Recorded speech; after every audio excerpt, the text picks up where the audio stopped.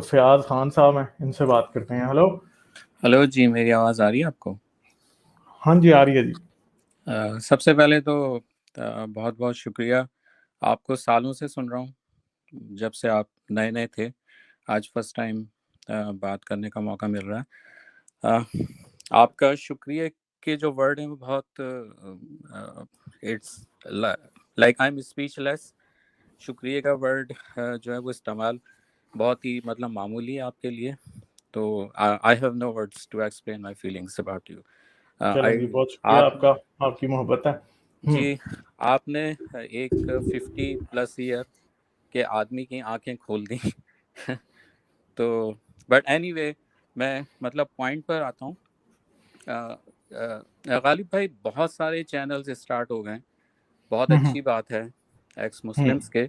But unfortunately कुछ ये भी देखने में आया, मैंने देखा कि कुछ चैनल्स पे हमारे जो हिंदू भाई हैं, इंडियंस, वो हम्म। आते हैं और वो basically they talk about Islam and everything and Muhammad, और उनको वो करते हैं हम्म। बहस।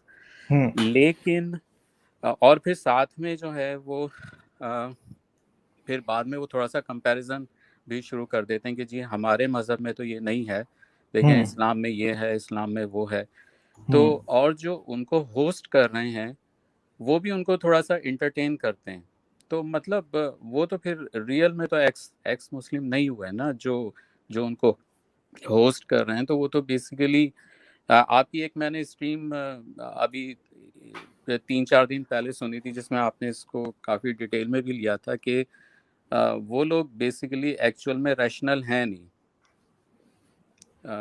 मतलब रैशनलिटी अगर होती तो वो फिर तमाम जो मज़ाहिब हैं उनके ख़िलाफ़ ही बात करते, या एटलीस्ट उनके बारे में ये कहते कि भाई जैसे इस्लाम में और भी ये जो तमाम मतलब मज़ाहिब हैं वो भी वही हैं।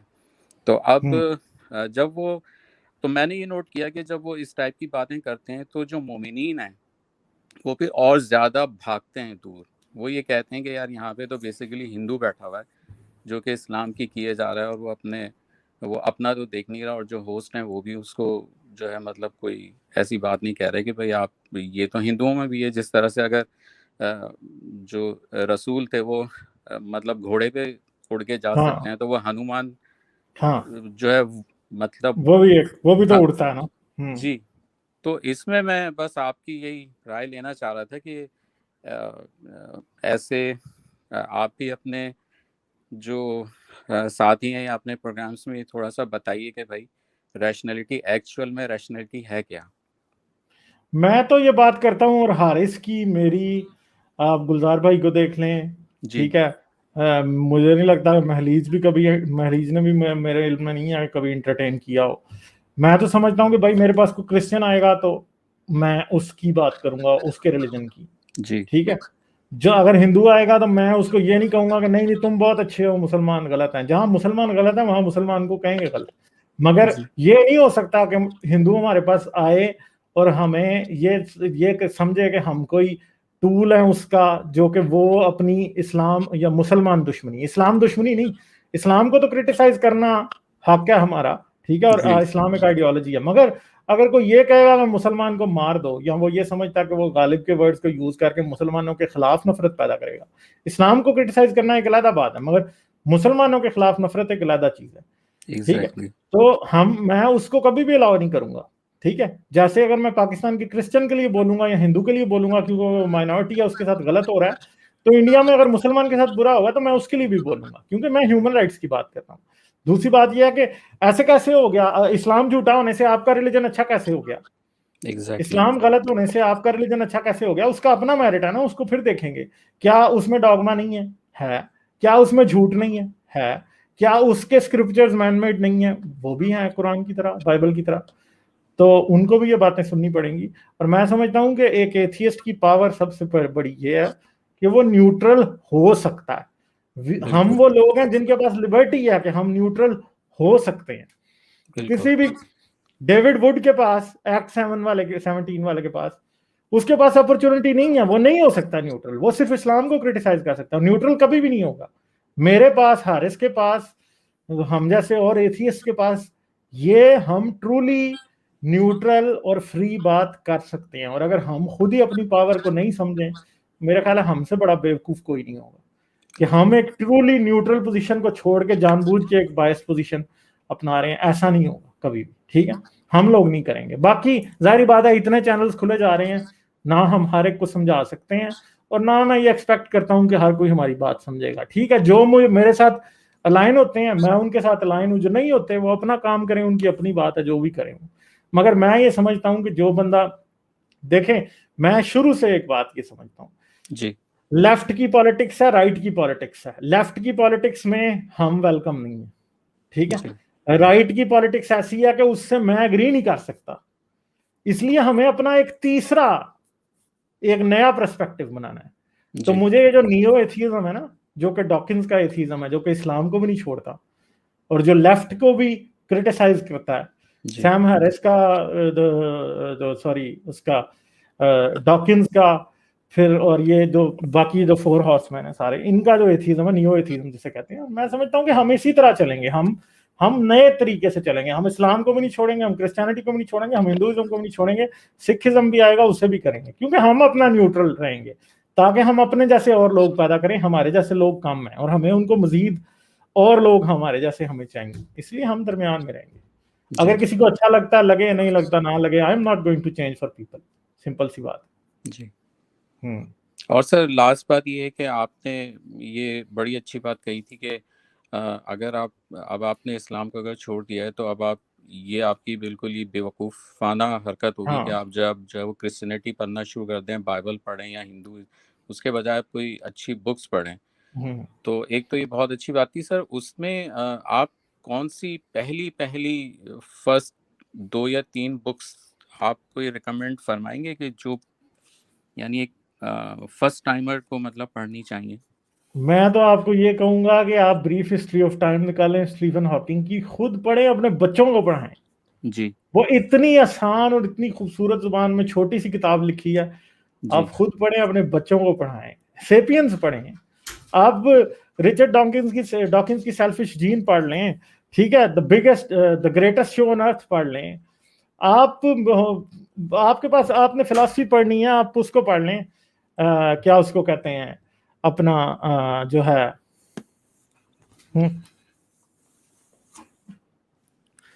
तो आप उसको पढ़ सकते हैं। मेरा जो फेवरेट है बर्टरांड रसल, आप रसल को पढ़ सकते हैं। अच्छा सर, उसकी सर कोई बुक रिकमेंड करेंगे आप?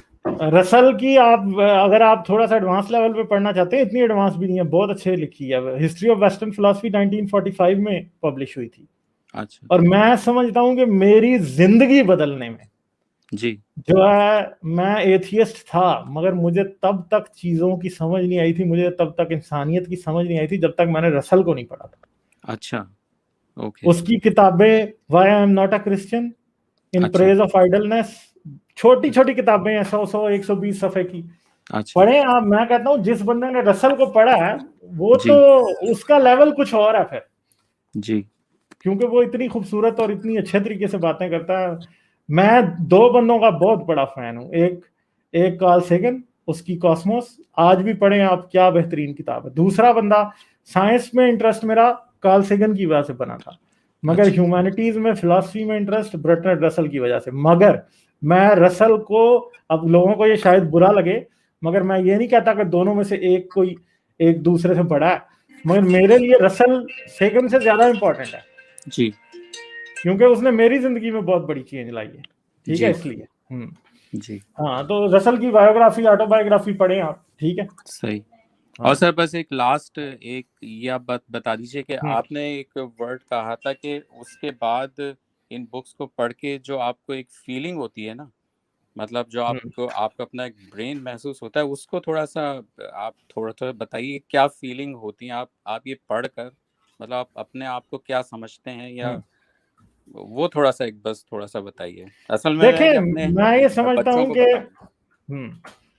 जी, ठीक है, क्योंकि ये बड़ी इंपॉर्टेंट बात है। जब आप कोई ऐसी किताब पढ़ते हैं जिससे आप बाइबल पढ़ते रहें, जी, बाइबल एक ऐसी किताब है कि मैंने अपनी जिंदगी के 15-20 साल जाया किए हैं उसके ऊपर, ठीक है।